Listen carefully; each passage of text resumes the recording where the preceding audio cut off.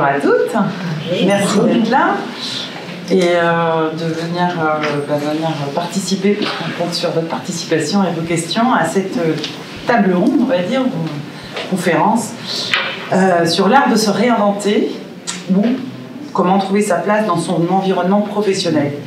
En fait, on va aller un petit peu au-delà de ça, plus largement, parler de comment réinventer sa vie, comment se lancer dans l'aventure de la vie, comment changer l'existant ou oser être soi-même, se sentir vivante, trouver sa place dans sa vie de tous les jours, à la maison, avec ses amis, mais aussi, bien sûr, c'est quand même le sujet ici, dans le monde du travail.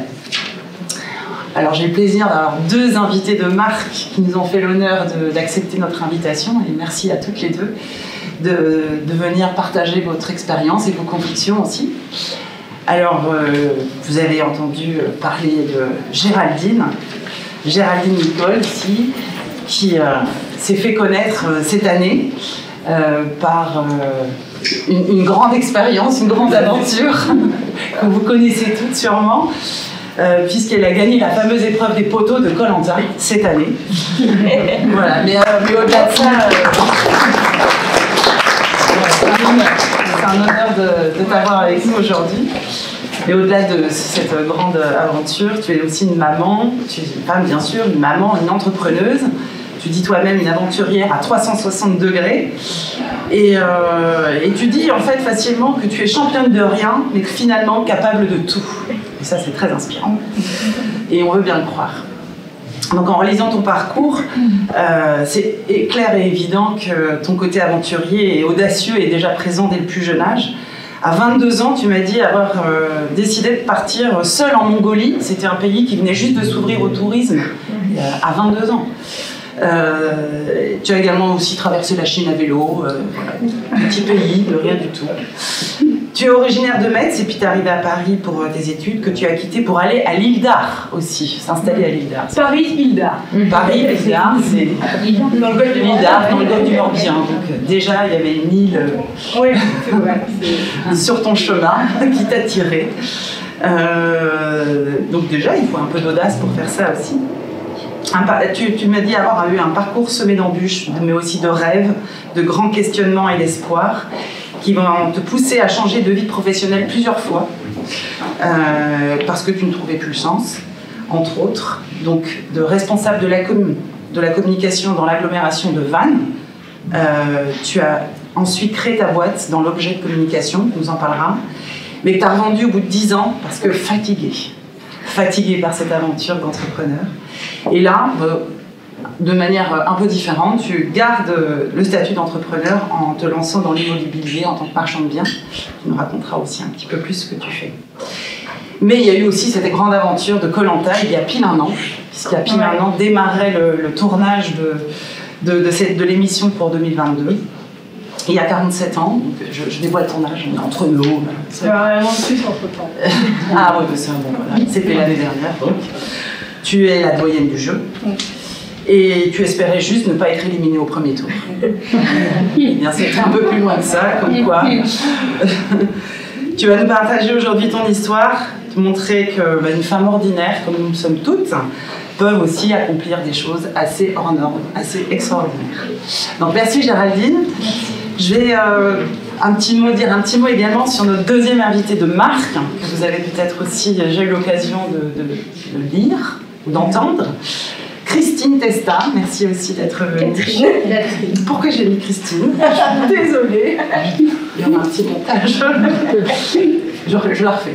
Catherine Testa, merci d'être là.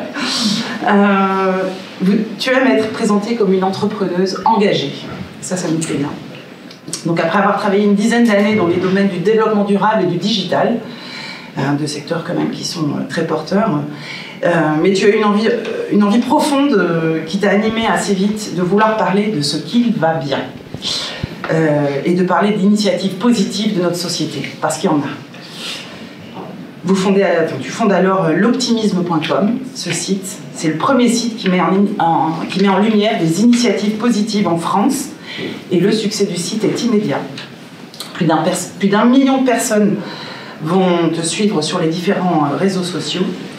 Et puis très rapidement, en fait, le monde de l'entreprise va faire appel à toi aussi pour aborder le délicat du sujet du bien-être au travail. Et donc, voilà, grand sujet aujourd'hui, encore plus prégnant que... Voilà, c'était très avant-gardiste, hein, pour les raisons qu'on connaît. Donc tu vas fonder l'optimisme.pro, donc c'est un média et aussi un réseau d'entreprises qui s'engage pour les collaborateurs, mais aussi pour les sujets sociétaux fondamentaux. Aujourd'hui, il y a plus de 250 entreprises qui te font confiance, et tu deviens le leader d'opinion quand même. En matière de QVT. Alors ce gros mot, qu'est-ce que ça veut dire QVT? Voilà, vous le savez. Qualité de vie au travail. Donc référente sur ces sujets, tu figures parmi les personnes les plus influentes sur LinkedIn en 2017, 2018, 2019. J'imagine que 2020, 2021, ça continue. Et en plus de ça, tu es également autrice de 2 best-sellers que peut-être vous avez vus, et en tout cas qui sont disponibles ici. Oser l'optimisme et aussi oser être soi-même au travail. Donc Catherine, je vous accorde un peu de temps tout à l'heure aussi pour une séance de dédicace pour celles qui le souhaitent. Voilà, donc ils sont parus aux éditions Michel Lafon. Un dernier livre aussi est sorti cette année ou l'année dernière, Synchronicité, un petit peu différent, qui parle de la synchronicité. On en parlera aussi tout de suite, donc je ne vais pas dévoiler plus que ça le thème. Aujourd'hui, tu parcours le monde pour intervenir dans différentes conférences, des webinaires, toujours sur la notion d'optimisme dans l'entreprise et dans la société. Et pendant le confinement, d'ailleurs, vous avez peut-être suivi différents événements digitaux, comme l'Académie du Monde d'après, par exemple, qui avait été initiée par notamment Marion Cotillard, Juliette Binoche. Il y avait aussi Aurélien Barraud, qui s'exprime très souvent sur le sujet. Et donc l'aventure n'est pas prête de s'arrêter, on va en reparler ici tout de suite. Donc toutes les deux, encore une fois merci d'être là, toutes les deux. J'ai eu l'occasion de préparer un petit peu cette conférence avec l'une et l'autre par téléphone, et évidemment sans surprise, il y a des points communs que vous partagez, que vous portez, auxquels vous croyez, notamment l'optimisme, le positivisme, dit Géraldine plutôt, qui, aventurière depuis toujours, attirée aussi par la quête de soi. Le positivisme, c'est un atout pour faire un saut dans l'inconnu. Alors, je vais te laisser peut-être dire ce que tu entends par là et comment tu peux l'illustrer par rapport à ton expérience. Oui, parce que ça marche. Ah, c'est le micro, donc je parle dedans quand même. Ok. Le positivisme, oui. En fait, quand on parle d'aventure, je dis aventure à 360 degrés parce qu'en fait, l'aventure, c'est pas seulement Koh-Lanta. En fait, l'aventure, c'est pour moi aller vers quelque chose qu'on connaît pas, mais qui nous donne envie d'aller vers. Et ça peut être le professionnel, ça peut être maman, c'est une aventure. Changer de travail, c'est une aventure. Se lancer dans, j'en sais rien, 10 km de course à pied quand on n'en fait jamais, c'est une aventure. Tout est une aventure, tous les jours peuvent être une aventure. Et en fait, l'aventure, je trouve qu'il y a un point commun dans toutes les aventures, c'est le saut dans le vide. Ce saut dans le vide-là, on a tous été à un moment donné au bord du gouffre, là, de se dire, allez, j'y vais. Et si on n'a pas, je trouve, ce positivisme ou cet optimisme, ce saut dans le vide, il est difficile à faire.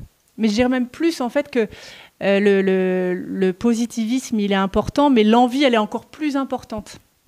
Je dis quand on a un espèce de feu intérieur en soi, quelque chose qui vibre et qui se dit, où on se dit, ouais, ça me parle, c'est moi en fait, c'est mon identité. Et ça, je le ressens, c'est moi, donc je peux le faire. Puis de toute façon, si on tombe, c'est pas grave. Qu'est-ce qu'on risque ? Qu'est-ce qu'on risque en fait ? Ouais. Ah, tu dis 100% des gagnants ont tenté leur chance. Donc il faut se lancer. Ouais. C'est pas de moi. Hein. Non, on connaît bien. Mais c'est vrai que c'est plus que jamais. Je trouve ça cool. Ouais. Mais 100% des gagnants ont tenté leur chance. Je me dis, en fait, si j'avais pas envoyé mon dossier, j'aurais pas eu la 2e étape, j'aurais pas eu la 3e étape. Bon, j'avoue que quand je me suis retrouvée la veille de partir, je faisais moins la maline, mais j'aurais pas vécu cette aventure-là si j'avais pas en fait osé le premier pas. Donc ouais, 100% des gagnants ont tenté leur chance. D'ailleurs, je crois même que c'est quelque chose que j'ai mis sur mon dossier. J'ai mis 100% des gagnants ont tenté leur chance. Peut-être ça leur a plu. Mais oui, en fait, c'est oser en fait. Oser. Si on n'ose pas, finalement, on n'a pas. Ouais, c'est l'audace. Et faire confiance finalement en ses capacités. Tu m'as dit plusieurs fois en préparant que c'était full la capacité du cerveau à s'adapter aux situations. Alors je pense que tu es bien placé pour pouvoir me le dire. Mais avant de partir, je me suis dit, Gégé, non mais tu sautes un repas. Tu es de mauvaise humeur. Qu'est-ce qui t'a pris d'aller t'inscrire à ce truc-là? Mais qu'est-ce que tu vas montrer de toi, quoi? Qui tu vas être? C'était la part de risque la plus importante parce que moi, j'ai des enfants, j'ai un chéri, j'ai ma famille, puis j'ai moi. Quelle image de moi j'allais montrer à moi-même et à mes proches? C'était un risque énorme, en fait. Et pareil, si j'ai pas mes 8 heures de sommeil, c'est pas dingue, quoi. Et là, on saute du bateau le premier jour, on se retrouve 2 heures après à dormir en cuillère avec des gens qu'on connaît pas dans une cabane sous la pluie. Je me dis, mais... le cerveau, là? Et le cerveau, en fait, s'est adapté à tout ça d'une façon que j'aurais jamais soupçonnée. Et en fait, on s'aperçoit que quand on s'est lancé dans cet inconnu-là, on a une capacité d'adaptation, mais même professionnellement, que ce soit professionnellement, personnellement, peut-être il vous est arrivé aussi de vous séparer, comme moi, vous vous retrouvez dans une situation hyper compliquée, et ben, au pied du mur, on est capable de développer des trucs qu'on ne soupçonne pas avant. Ouais. Et ça, franchement, c'est cette part-là où il faut se faire confiance, où on est capable de s'adapter à des trucs incroyables, quoi. Incroyable. Ouais. Et donc, dans ta vie professionnelle, c'est également aussi des expériences que tu as pu vivre, de te lancer dans quelque chose de complètement inconnu, en disant, pourquoi pas, allez, je fais confiance. Quand je me suis séparée du papa de mes enfants, justement, j'avais pas de boulot, j'avais pas de sous, j'avais pas de maison, j'avais rien. Enfin bref, c'était un petit peu compliqué. Et puis, étape après étape, je me suis retrouvée à vouloir créer mon propre emploi pour me sauver, en fait. Donc, je me lance dans une agence de communication spécialisée sur la signalétique. Je sais pas trop pourquoi. Bon, je me lance là-dedans. Et donc, je me retrouve avec des chefs d'entreprise qui me disent Géraldine, vous me ferez un devis sur 50 panneaux en Comacel. Comacel. Je vais écrire, mais je ne sais pas trop comment ça s'écrit. Je ne connaissais rien du tout. Et en fait, l'urgence de la situation fait qu'on va s'adapter et on va aller chercher les infos. Et en fait, c'est pas si compliqué que ça, quoi. C'est accessible. On met peut-être plus de temps, mais c'est pas impossible. Donc là, j'ai mené cette société-là pendant 10 ans. Et au bout de 10 ans, donc en 2018, je l'ai vendue. Pourquoi ? Parce que je ressentais que j'avais pris énormément de temps, finalement, à cette entreprise-là, peu de temps pour mes enfants. Puis moi, j'étais complètement débordée de ça. J'arrivais plus à lever la tête pour respirer, pour voir le sens des choses, pour prendre du temps. Parce qu'en fait, je m'apercevais que le temps, c'est une chose qui est vraiment indispensable. En fait, c'est ça la vraie valeur en fait, de la vie, c'est le temps. Et ce qu'on en fait, bien sûr. Et donc, du coup, j'ai vendu. En 6 mois, c'était fait. J'ai vendu ma société pour aller, je ne sais pas vers où. Je ne savais pas. Je suis partie 1 mois en voyage. Je suis revenue, mais ça ne m'a pas aidé plus que ça à trouver la solution. Mais voilà, mon but, en fait, c'était de me dire, qu'est-ce que j'ai envie aujourd'hui ? J'ai envie d'avoir... c'est pas politiquement correct ce que je vais dire, mais travailler moins, gagner plus. C'est pas ce qui se dit en général. Mais en tout cas, je voulais récupérer du temps, mais avoir aussi les moyens d'en profiter. Et c'est avec ce cap-là que je me suis dirigée vers marchand de biens, donc de l'achat-revente dans l'immobilier. J'ai dû tout réapprendre parce que je ne connaissais rien du tout. Mais bon, mon but, ce n'est pas d'en faire 15 par an, c'est juste d'avoir de quoi alimenter ce temps-là, et pas forcément que en consommant, hein, pas du tout, hein, mais en ayant la chance de vivre des choses. Et Koh-Lanta m'a permis, ce temps-là et ce cap-là m'a permis de vivre Koh-Lanta. Donc c'était pas neutre en fait. Tout à fait. Ça m'a mené à Koh-Lanta. C'est pour ça que j'ai proposé ma candidature cette année-là, parce que tous les feux étaient ouverts professionnellement. Et après, on passera la parole à Catherine. Mais qu'est-ce qui t'a motivé pour aller faire un truc comme Koh-Lanta, quand même? Qu'est-ce qui se passe dans ta tête pour se dire j'ai envie de faire ça, déjà? Et puis, voilà, comment ça se transforme, en fait, l'envie? Ah oui, ça, c'est une bonne question. Comment ça se transforme, l'envie? Par tenter sa chance, déjà. Et puis, pourquoi j'avais envie? Parce que j'avais envie de savoir qui j'étais dans ces moments-là. Qui est-ce qu'on devient quand on ne mange pas? Qui est-ce qu'on devient quand on ne dort pas? Qu'est-ce qu'on révèle de soi? Et quelle émotion ça va générer? Quelle force ça va générer? Moi, je savais que j'avais en moi une force et une énergie. Je le savais. Mais je ne l'avais jamais exploitée, en fait. Ouais. J'ai jamais eu l'occasion de l'exploiter dans ces conditions-là.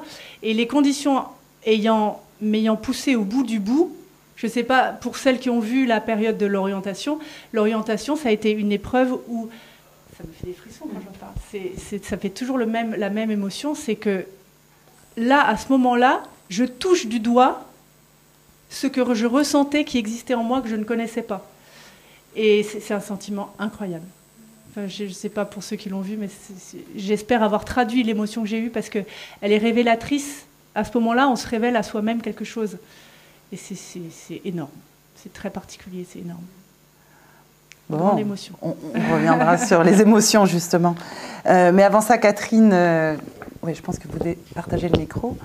On parlait de l'audace, et dans notre préparation, tu disais, ce qui est incroyable, c'est qu'on est capable de faire beaucoup de choses à condition qu'on s'autorise à croire que l'on en est capable.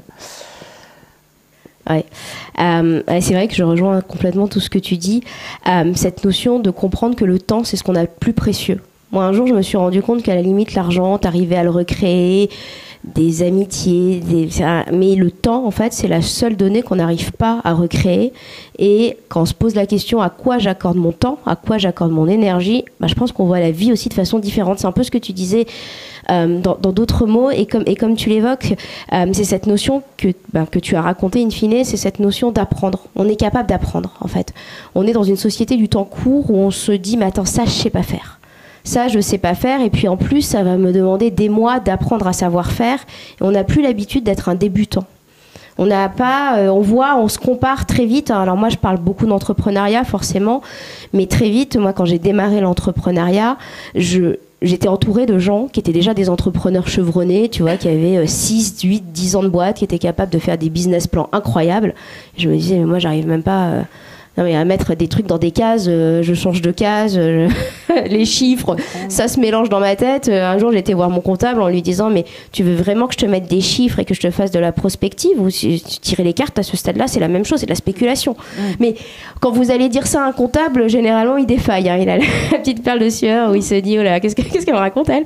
Mais il y a cette notion où tu te compares toujours à ceux qui ont énormément d'avance sur toi, et tu parles de la course à pied, mais c'est la même chose, tu te compares à celui qui en a fait toute sa vie, et toi t'arrives pas à courir 40 mètres, et tu te dis non quand même, c'est compliqué. Donc il y a aussi une notion pour moi, de vulnérabilité, de tolérance de soi-même et de sa propre imperfection, et en se disant, ok, j'ai envie de faire quelque chose, je suis capable de le faire, et c'est pour ça que tu parles d'optimisme et de positivisme, c'est de toute façon le prérequis à toute action. C'est-à-dire se dire qu'on est capable de. Souvent, on se l'inhibe en se disant, je veux pas rêver trop grand de peur d'être déçu. Tu vois, je vais pas envoyer ma candidature de peur qu'on me dise non, en fait. Et donc, il y a cette notion de, si on s'autorise même pas à rêver, ce qui est le prérequis, en fait, si on veut réussir à arriver à Koh-Lanta, il faut être capable de s'imaginer qu'on va être à Koh-Lanta, en fait. Donc, comme tu disais, après, c'est des actions à mettre en place, mais il faut être capable de rêver grand. Et si on ne s'autorise pas à rêver grand, en fait, et c'est ça ne fonctionne pas et on n'a pas un parcours qui est à l'image de ce qu'on a envie d'être. Parce que, comme tu l'as dit aussi, tu t'es réinventé X fois. Moi, je crois qu'on est cyclique, on n'est pas linéaire. Enfin, je ne sais pas du tout de quoi va être faite ma vie dans 10 ans. Je n'en ai aucune idée de tout ça et je suis très à l'aise avec ça, en fait, en se disant, mais de toute façon, X fois, je vais rebondir, ça va valdinguer, il va y avoir des périodes où j'aurai plus de pognon, d'autres où j'en aurai moins, d'autres où mon couple sera plus stable, d'autres où ça sera moins stable, tu vois, et c'est ok, en fait, avec ça. Mais si on se dit pas qu'on est capable d'affronter finalement tous ces défis, on va pas oser et on va rester dans des situations qui ne nous conviennent pas. Et pour rebondir, tu parlais d'audace et de mise en action, en fait, tu lui posais la question, et c'est cette notion de, pour moi, la pire période, c'est celle de l'indécision. Et vraiment, franchement, si vous êtes dans une période d'indécision, dites-vous que vous êtes dans la pire période. Non mais vraiment, parce qu'à partir du moment où t'es passé dans l'autre, t'as plus le choix. Une fois que t'es arrivé sur l'île, t'étais sur l'île. Et vraiment, parce que tu t'en veux quand t'es dans la période d'indécision, tu te dis mais putain, moi j'y arrive pas. Pourquoi les autres ils y arrivent? Et puis t'as la projection de tout ce que les autres apportent sur toi. Non mais attends, tu te rends compte si tu quittes ton job. Mais tu te rends compte pour tes parents, ton mec, tes enfants, etc. On va toujours projeter sur toi quelque chose. Et vraiment, la pire de toutes les périodes, c'est celle d'indécision parce qu'une fois que tu t'es lancé, mais voilà, comme tu l'évoques aussi, t'as des moments de descente. Moi, je me rappelle quand j'ai quitté mon ancien job, et je dis souvent, j'ai quitté un job en or, en plus. J'étais pas en souffrance, et je dis, c'est le meilleur en soi. Mais le meilleur en soi n'est pas forcément le meilleur pour soi. Et c'est ça que les autres sont toujours en train de vous arroger en disant mais tu te rends compte, t'as ça, et quand même t'as de la chance, tu sais, cette notion de t'as de la chance, je sais pas si on te l'a fait un paquet de fois, ouais, et quand j'ai quitté mon ancien job pour l'optimisme, donc déjà fallait que j'explique tous mes copains plutôt collapsologues, que je trouvais qu'il y avait une autre façon. Alors la collapsologie, c'est être persuadé que le monde va s'effondrer à horizon globalement 2030. Voilà, ça c'est mes potes. Tu vois, c'est pas du tout optimiste, tu vois, mais en fait je me suis dit soit je bascule dans une totale éco-anxiété, soit je me dis il faut de l'optimisme parce que il y a plein de belles choses qui se passent, il y a plein de parcours incroyables autour de nous et c'est juste que je trouvais qu'il était important de les montrer. Mais quand je suis arrivée, alors moi je me suis déplacée, je suis partie à Barcelone, tu sais, le premier jour tu connais personne, tu parles pas la langue, t'es à Barcelone, t'ouvres ta fenêtre et tu te dis mais qu'est-ce que j'ai fait?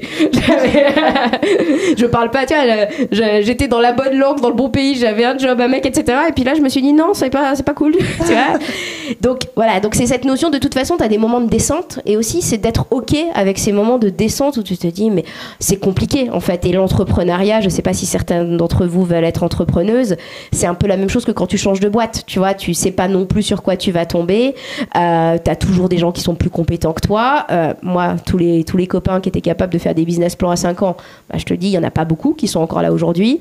Tous ceux qui comprenaient pas ce que je voulais faire à un instant T, parce que c'est aussi ça, quand on veut se reconvertir dans un autre métier, pour peu que vous ayez quelque chose qui soit pas conventionnel, attends, de quoi tu nous parles? Voilà, je sais pas s'il y a des gens, je sais pas, de naturopathie, n'importe quoi, mais vous savez, c'est des sujets un peu décalés. Il y a un jugement des autres, et je donne aussi ce témoignage. Un de mes potes, quand j'ai monté l'optimisme, franchement, il me disait mais c'est un truc pour dépressif ton machin, qu'est-ce que tu nous fais, tu vois, tu débloques. Et récemment, donc 5 ans plus tard, il m'a dit meuf, j'ai compris ce que t'avais fait, il m'a fallu 5 ans pour comprendre. Donc c'est aussi ça. Dites-vous aussi que votre entourage, il peut ne rien capter de ce que vous êtes en train de faire, du pourquoi, du comment. Et puis vous pourrez essayer de leur expliquer, ça ne rentre pas dans leur rationalité. Et 5 ans plus tard, ils se diront j'ai compris pourquoi en fait. Et donc c'est d'être aussi à l'aise. Pour moi, la notion du temps, elle est fondamentale dans le parcours. Je vous ai déjà parlé de cyclicité, etc. Et il y a aussi le temps long en fait qui impose nos choix in fine. Et forcément, une fois que tu as gagné les poteaux, c'est beaucoup plus facile en fait de dire que c'était une bonne décision en fait. Voilà, t'as démontré, et c'est toujours cette notion de temps, de cyclicité du temps qui, voilà, et on peut avoir à un instant T envie de quelque chose et à un instant T plus sain de plus du tout avoir les mêmes envies. Tu vois, voilà, d'avoir évolué, tu gardes tes valeurs, mais voilà, tes envies, tu peux avoir envie d'expérimenter des nouvelles choses comme tu as expérimenté plein de nouvelles choses. On pourrait dire que donc l'art de se réinventer, c'est déjà d'accepter de redevenir débutant, parce que tu disais ça, et de faire confiance à sa capacité d'apprendre, le cerveau qui prend en compte son environnement et qui va intégrer les éléments du contexte et puis s'adapter. Et puis pouvoir aussi voir dans chaque dans chaque décision une opportunité de faire quelque chose qui va pour soi. Alors il y a la notion du temps aussi qui est importante. Je pense que on va le comprendre aussi. Je pense que sur l'épreuve des poteaux, ça a dû être long le temps quand même, non ? Pas du tout. Non ? Non, mais c'est vachement bizarre. Hein. J'étais dans un autre monde, je crois. Je sais pas. J'ai regardé les caméramans qui étaient en face de moi pour essayer de me concentrer. Je les ai décrits pendant 2 heures. D'accord. Tiens, ces crocs là, elles sont vertes, elles vont pas avec son short. Le tatouage, qu'est-ce que ça veut dire ? Je me suis inventé un monde, ça a duré 2 heures. Incroyable. Incroyable. Donc Catherine, tu parlais de la pire période aussi. On va peut-être revenir sur cette période de doute, la période d'indécision, parce que le doute en fait fait partie évidemment d'un process de réinvention en général, de décision. Il y a cette période de doute. Donc Géraldine, tu disais toute la subtilité et de trouver l'équilibre entre le doute et la confiance en soi. C'est bien de douter de soi de temps en temps parce que ça permet quand même de se remettre un peu en question. Mais il ne faut pas non plus que ça devienne le petit hamster qui tourne dans sa cage. Là, il faut les dépasser à un moment. Comment on fait ? J'en sais rien. Honnêtement, je ne sais pas parce que moi, je suis quelqu'un qui doute tout le temps. En fait, j'ai remarqué après Koh-Lanta, je me suis posé la question, je me suis dit, mais en fait, tu doutes tout le temps et pourtant, tu es allé au bout. Comment ça se fait, en fait ? Parce que quand je suis arrivée, j'ai regardé à gauche, j'ai regardé à droite, à l'inverse, et je me suis dit, Gégé, qu'est-ce que tu fais là ? Forcément, on se compare, c'est ce que tu disais. On se compare tout le temps. Ouais. Et ça génère le doute tout le temps. Ou peut-être le doute génère la comparaison, j'en sais rien, je ne sais pas dans quel sens. Et l'idée, c'est de se dire à quel moment ce doute-là, il va être moteur pour m'emmener vers une remise en question, une agilité sur son environnement. Qu'est-ce qui se passe du coup autour de moi ? Je reste en éveil parce que je doute, parce que je ne suis pas confortable.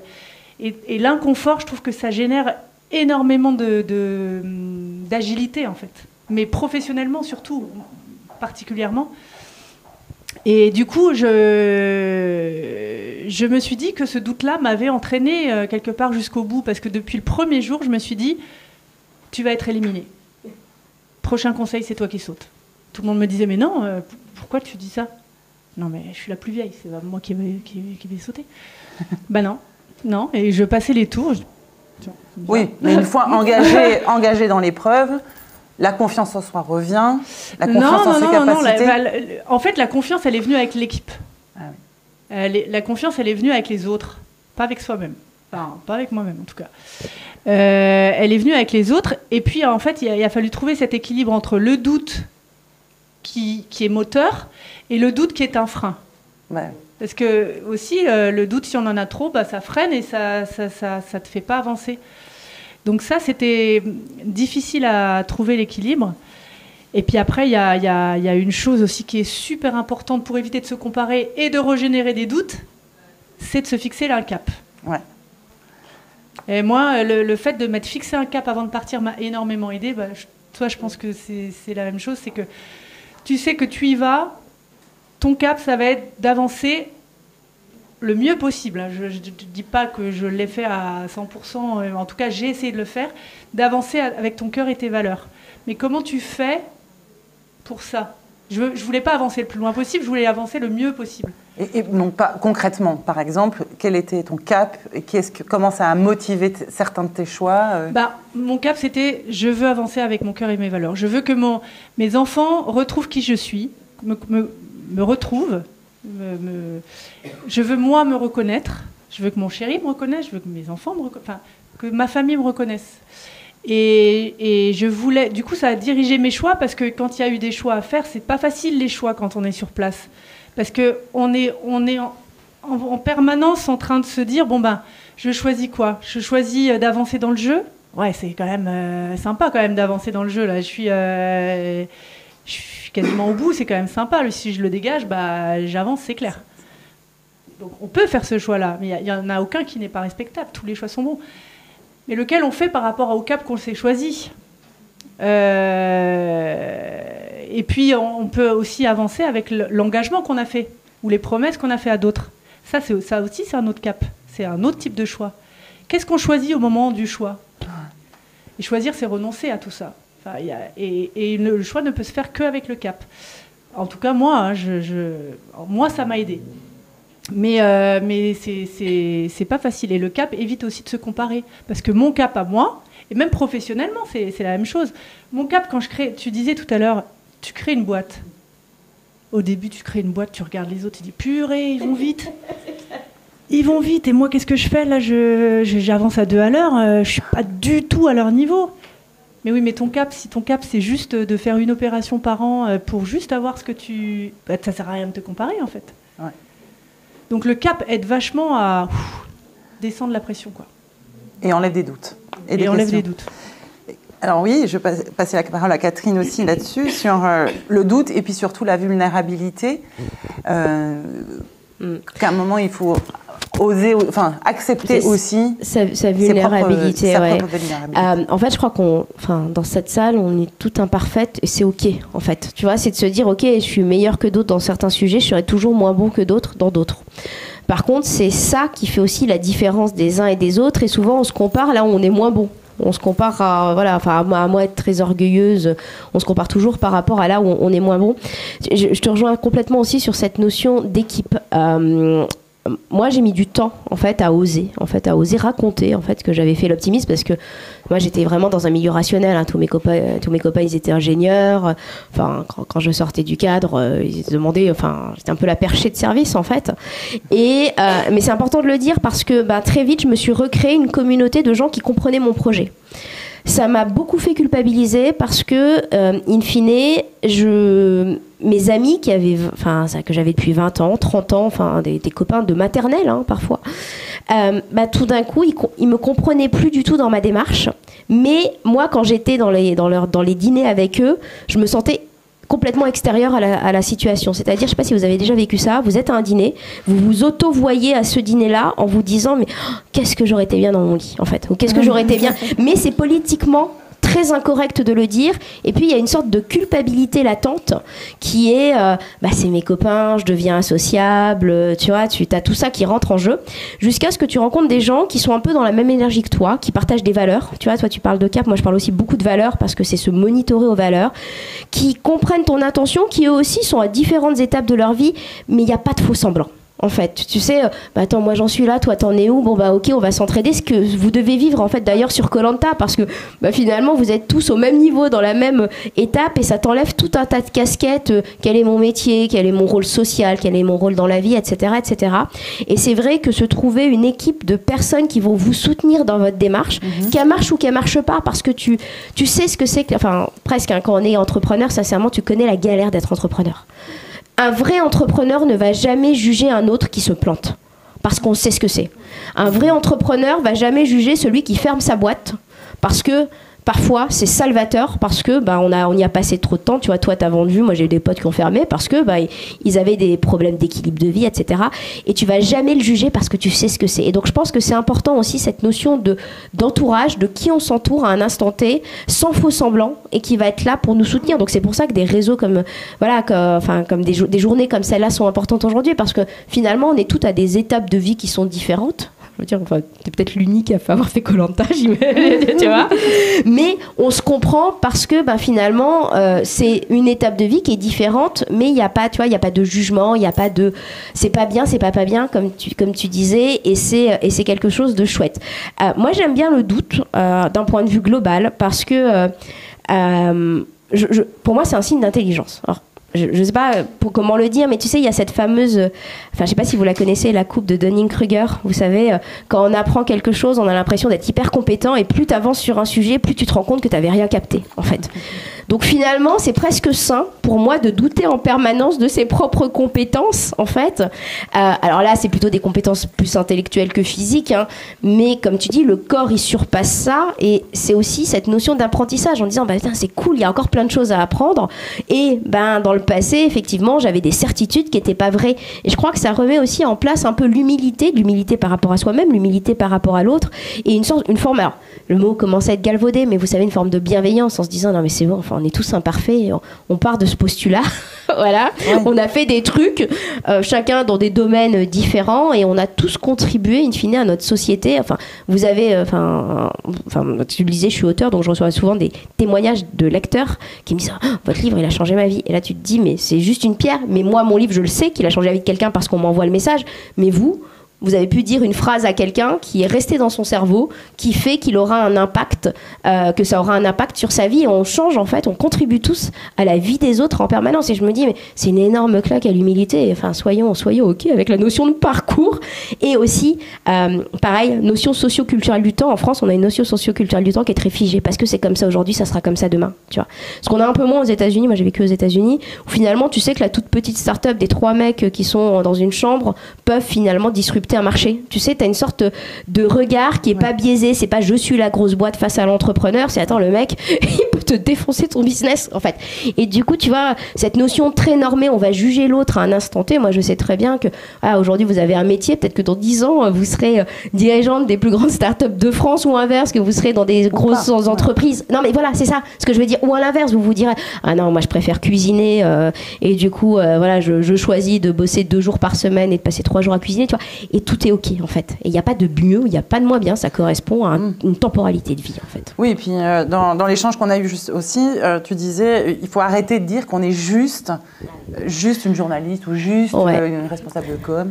Cette notion-là de petit. Parce que, et ça c'est vrai, je pense que le monde de l'entreprise fait du mal à ça, c'est que souvent moi je me retrouve avec des collaborateurs, comme je travaille sur la qualité du travail, forcément j'ai tous les collaborateurs qui me remontent ce qui se passe dans leurs entreprises et qui me disent nous on fait que de répéter que les cimetières sont remplis de gens indispensables. Tu sais, c'est hyper violent. Et c'est vrai en soi. Je veux dire, là, on est là sur ces chaises. Dans 50 ans, il y aura d'autres gens qui seront là sur ces chaises. Le temps, il passe, il n'y a pas de problème. On est tous irremplaçables. On est tous remplaçables. Mais par contre, qui on est... Non, on est tous remplaçables. Mais justement, en fait, ça m'amène à la deuxième partie. C'est que par contre, une personnalité comme la tienne, comme la vôtre, en fait, vous êtes là et vous n'êtes pas que assistante, vous n'êtes pas que manager, vous n'êtes pas que RH ou peu importe votre métier. Vous êtes, Sabine, Karima, peu importe, et vous êtes des émotions.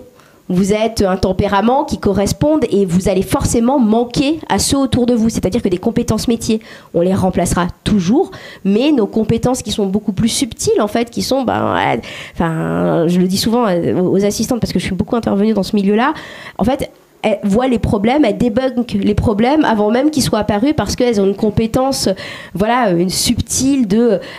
Elles se rendent compte de ce qui va se passer et elles me disent je suis que assistante. Non mais attends, c'est incroyable, t'as un métier, t'as une pierre angulaire dans l'entreprise. Mais j'ai la même chose avec tout le monde, c'est-à-dire que des journalistes qui sont hyper connus, même des artistes qui sont hyper connus, attends, je suis que artiste, mais je suis que journaliste. Mais ok, on est tous que un petit truc, mais on contribue à quelque chose de plus grand en fait. Et c'est ça de pas se minimiser parce que parfois à l'école on nous a dit qu'on était littéraire dans une classe de scientifiques et que du coup on se dit qu'on est un peu l'outsider de service.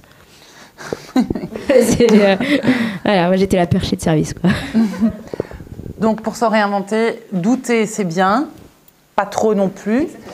Et accepter aussi ses vulnérabilités, sa capacité à intégrer et à faire des choix. Alors tu as évoqué le cap qui t'a aidé beaucoup dans l'expérience Koh-Lanta, mais probablement aussi avant dans tes expériences professionnelles pour décider d'aller vers tel ou tel, de changer radicalement. J'imagine que ton cap, même s'il n'était peut-être pas formulé, t'a certainement animé.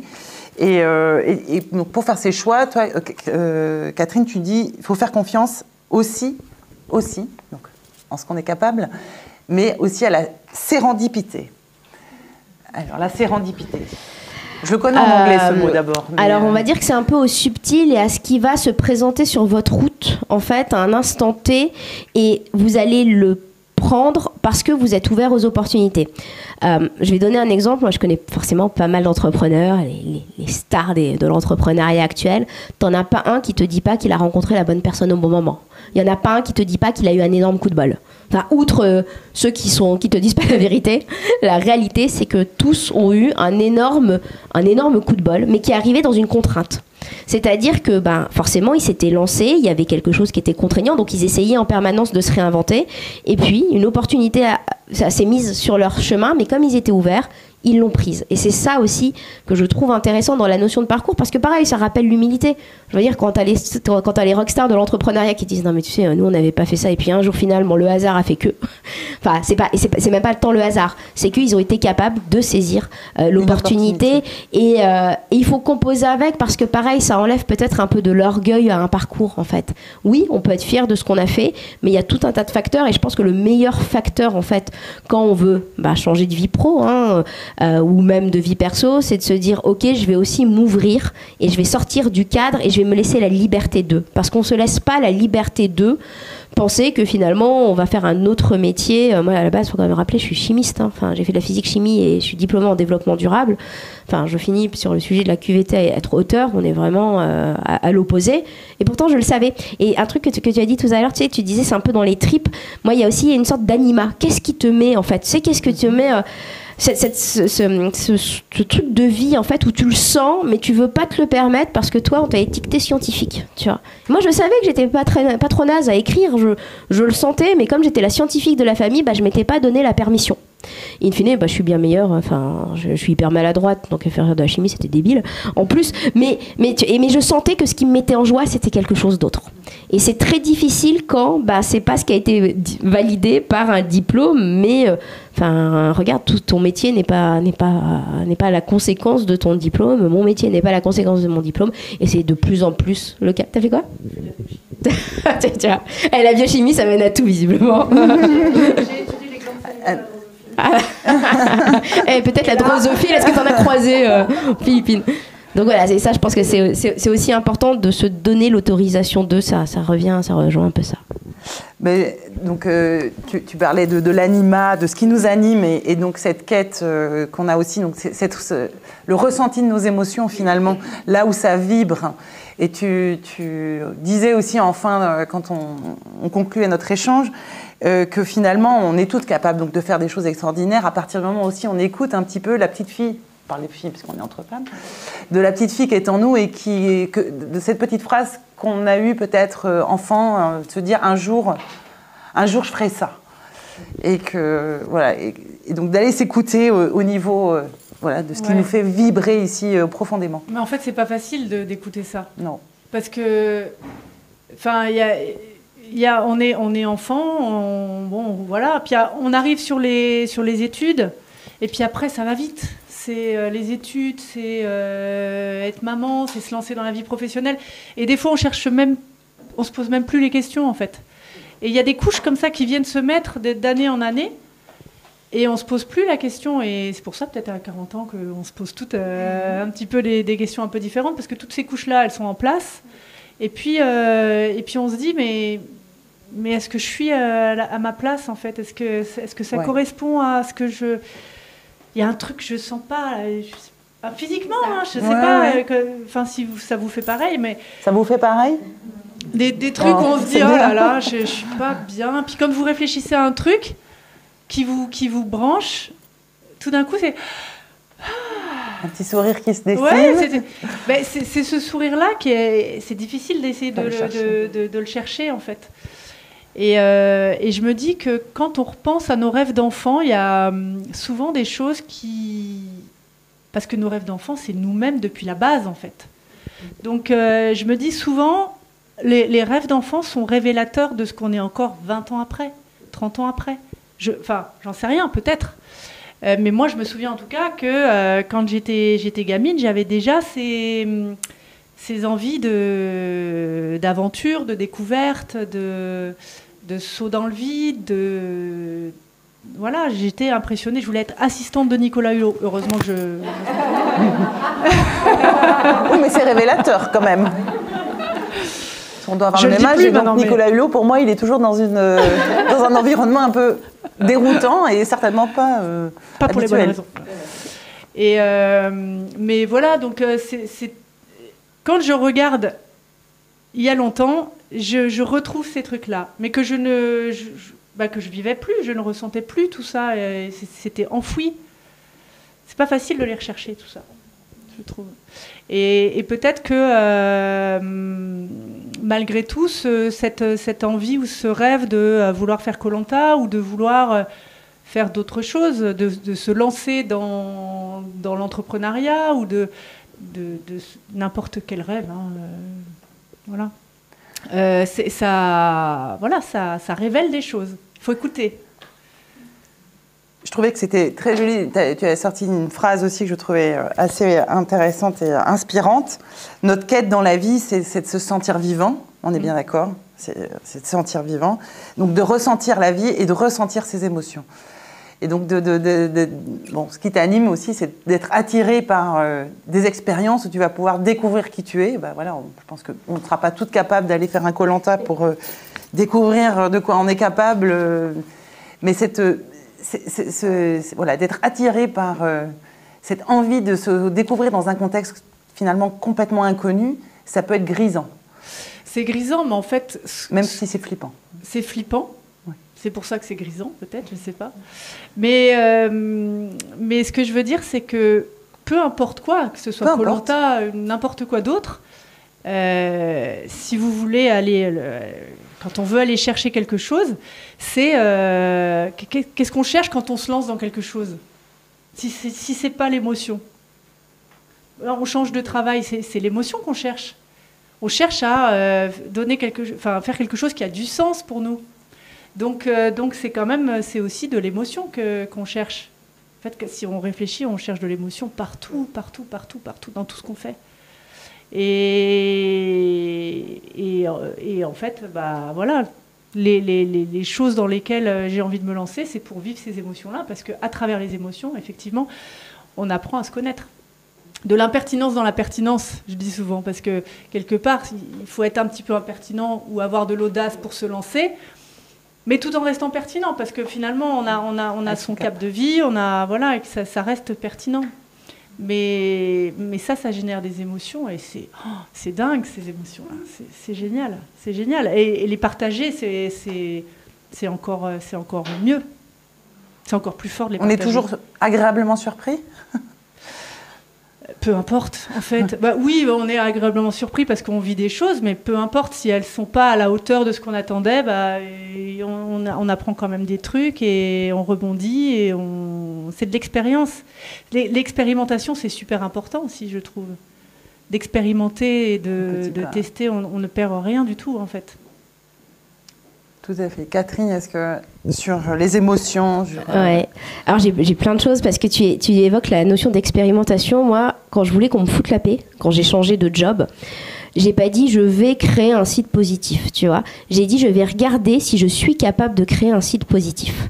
Et c'est-à-dire cette subtilité, en fait, ça a fait qu'après, de toute façon, j'avais forcément raison. Parce que j'avais expérimenté, j'allais soit dire ah non, mais c'est pas fait pour moi. Déjà, parce qu'on peut se lancer dans l'entrepreneuriat et se dire non mais j'aime pas être seule et puis j'adore dessiner mais vendre mes tableaux, ça contraint mon art, j'aime pas. Mais par contre j'aurais expérimenté et je me disais je vais regarder si finalement il y a une audience pour ce genre de projet, si ça rencontre d'autres personnes qui se sont posées la même question et du coup même dans le simple fait de poser aux autres, je vais regarder si je suis capable d'eux, en fait, ça a déjà changé la notion par rapport à l'échec. Tu as évoqué aussi le fait de quand on est gamin, de se dire est-ce qu'il n'y avait déjà pas les prémices de ce qu'on aimait vraiment faire. Moi, je me suis longtemps posé cette question, en fait, par rapport à l'écriture. Et en fait, quand j'étais gamine, j'avais créé, vous savez, le journal que je vendais dans la cour de l'école en CEM1. Ouais, tu vois. Mais ça, en fait, et je me rappelle que j'adorais faire ça, mais j'avais complètement oublié cette expérience. Mais finalement, j'avais déjà ce prémisse. Et pareil, quand j'étais en physique-chimie, je regardais Sex and the City, alors bon, la série, et je me disais, mais Carrie Bradshaw, elle a un job qui est incroyable. Pas tant pour aller dans les soirées new-yorkaises où j'en avais rien à secouer, en fait, mais pour raconter sa contemporanéité. Je trouvais ça incroyable ce qu'elle faisait. Et finalement, je me suis retrouvée presque au croisement de ces deux choses, en fait, entre écrire. Et donc c'est pour ça, si on replongez dans ce qui vous mettait en joie quand vous étiez gamin, et pas ce qu'on vous disait qui vous mettait en joie, mais ce qui vous mettait vraiment en joie, c'est hyper intéressant.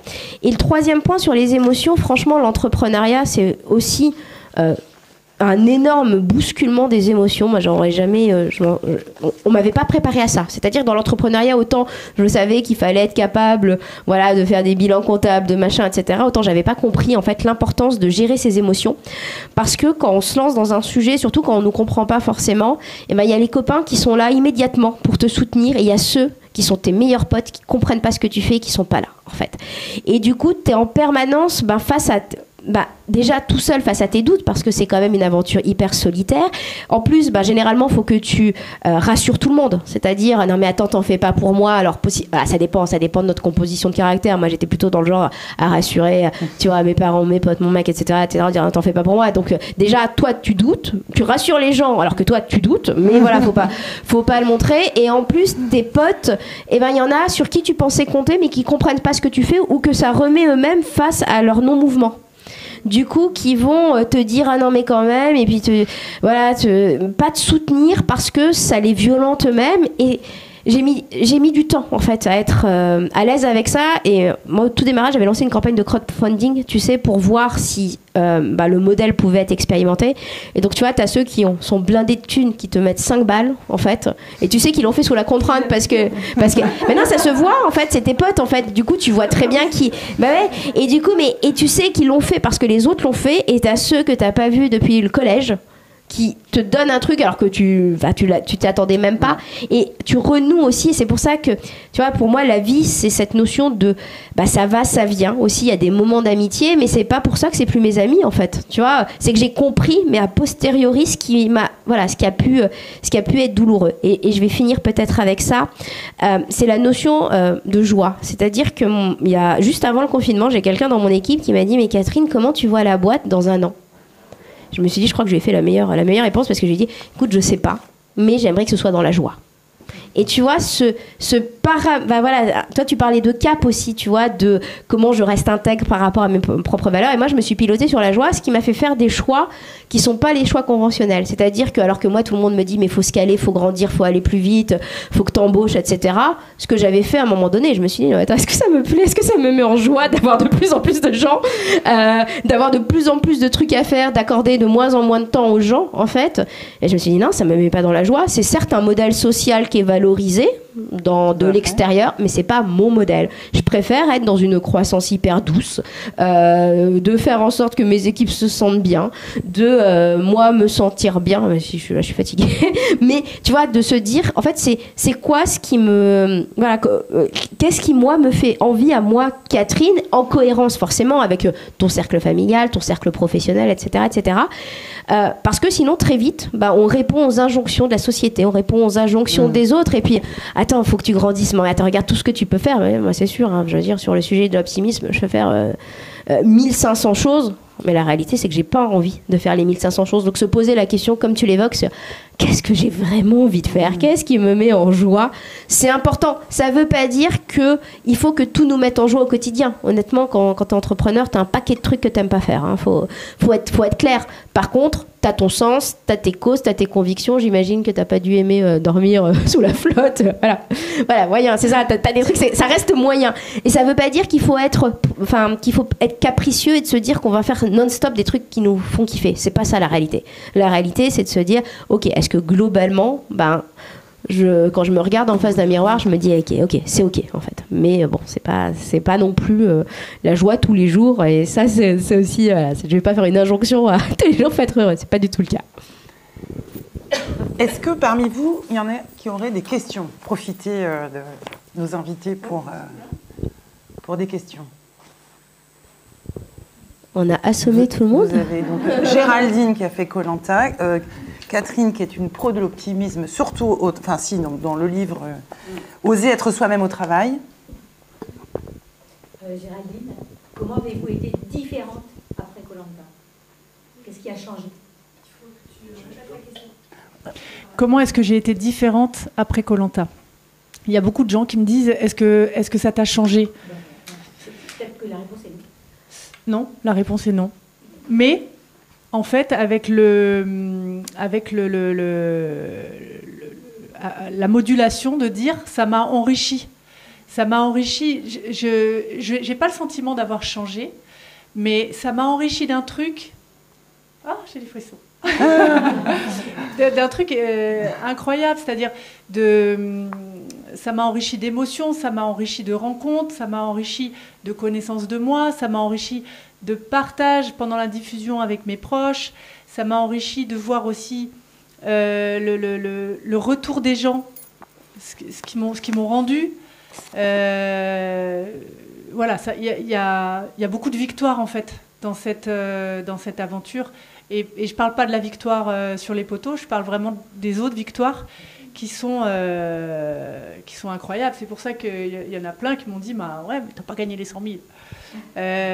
Non, je n'ai pas gagné la thune. Mais j'ai eu plein de victoires et je me dis dans 5 ans, dans 10 ans, je me souviendrai de quoi? De toutes ces victoires-là. Donc, ouais, ça m'a... Enrichi, mais pas changé. Ouais. Est-ce qu'il y a peut-être une autre question? N'hésitez pas. Non.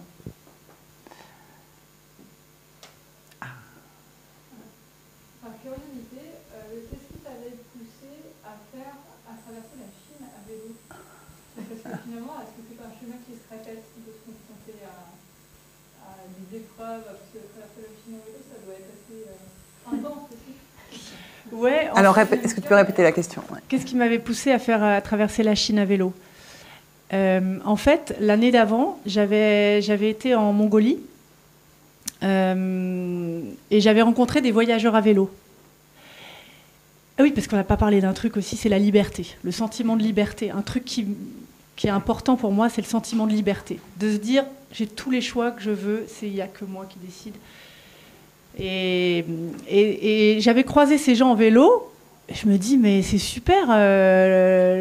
En fait, on prend le vélo, hop, il y a un croisement, pof, tu prends à gauche, bah ouais, je prends à gauche, hop.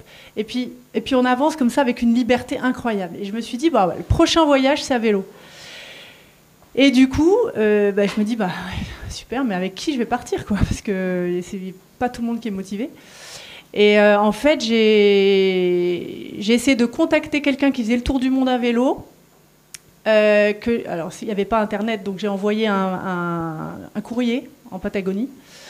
Et il est arrivé 2 mois plus tard. Bref, on s'est donné rendez-vous à Pékin. Moi, j'étais dispo à ce moment-là. Lui, à ce moment-là. Il m'a retrouvée parce qu'il a vu la scène d'un à vélo avec un vélo comme ça. Donc, il dit Décathlon, ça va être la France, ça va être elle. Et donc, du coup, on est parti traverser la Chine à vélo. Mais la Chine, pourquoi? Parce qu'il était dispo à ce moment-là, à cet endroit-là, puis moi aussi, et voilà. Un parfait inconnu. Parfait inconnu, je ne connaissais pas du tout. Rendez-vous à Pékin. Rendez-vous à Pékin. Ah, c'est toi? Salut. De l'audace, une fois de plus. On va conclure avant de... peut-être qu'on peut garder les questions parce qu'après, derrière, il y a des conférences qui s'enchaînent. On aurait l'occasion d'échanger juste après. Juste pour terminer, qu'est-ce que vous pourriez laisser à notre public comme, pas conseil, mais mantra ou petite phrase ou quelque chose qui vous a finalement guidé peut-être l'une et l'autre dans vos choix, dans vos vies ou voilà, avec quoi vous avez envie de nous laisser en fait? Quel est votre cadeau? L'une et l'autre. Oui, il y a une phrase qui m'a souvent parlé, qui m'a parlé pendant longtemps. C'était, je ne sais pas de qui c'est, d'où ça vient, ni quoi, mais c'est un rêve qui devient réalité libère une immense énergie pour rêver encore plus fort. Et en fait, quand on arrive à réaliser un rêve, ça entretient le rêve en fait. Et moi, ça m'a permis de vivre des trucs super et voilà, de suivre ça. Super, merci beaucoup. Alors, je suis en train de réfléchir du coup à une citation. Il y en a une que moi j'aime bien, je crois que c'est Bergson, je suis pas sûre. Hein. C'était l'intuition, c'est l'intelligence qui fait un excès de vitesse. Je sais pas, j'aime bien cette citation parce que de temps en temps notre intuition elle est plus forte en fait. Bien. On sait, voilà, que l'analyse et ça va plus vite et après tu comprends pourquoi tu avais senti ce truc-là. Ouais, donc c'est de laisser peut-être un peu de place, tu sais, dans ce monde très rationnel, un peu de subtilité. Je trouve ça assez intéressant. Merci beaucoup. Merci à toutes les deux.